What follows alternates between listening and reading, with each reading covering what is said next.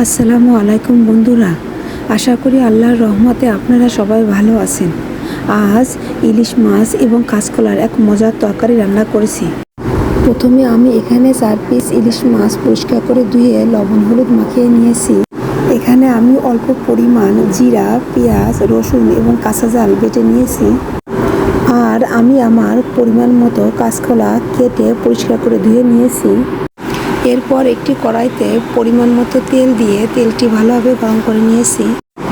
এবার আমি এর ভিতরে মাছগুলো ছেড়ে দেব এবং তা অল্প পরিমাণে ভেজে নেব। এবার আমি মাছগুলো উঠিয়ে নেব। এখন আমি এই তেলের ভিতরে বেটে রাখা মশলাগুলো দিয়ে দেব। মশলাটি একটু ভেজে নেব। দিয়ে দেব পরিমাণ মতো লবণ এবং হলুদ গুঁড়া। দিয়ে দিলাম একটু পানি। এবার মশলাটি আমি ভালোভাবে কষিয়ে নেব। দেখুন, আমি মশলা ভালোভাবে কষিয়ে নিয়েছি। এখন আমি এর ভিতরে পরিমাণ মতো ঝোলের পানি দিয়ে দেব। পানিতে বলক এসে গেছে। আমি এখন এর ভিতরে কাঁচকলাগুলো দিয়ে দেব।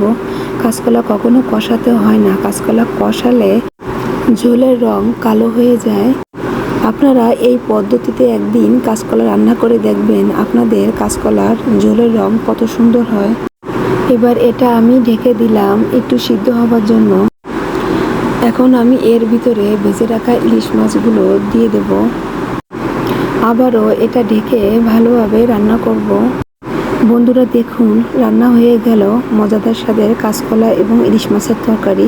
আপনাদের যদি আমার এই রান্না ভালো লাগে, দয়া করে আমার চ্যানেলটি সাবস্ক্রাইব করে দেবেন, পাশে থাকা বেল বাটনটি অন করে দেবেন এবং আমার ভিডিওটিকে একটি লাইক কমেন্ট শেয়ার করে পাশে থাকবেন। ধন্যবাদ। আল্লাহ হাফেজ।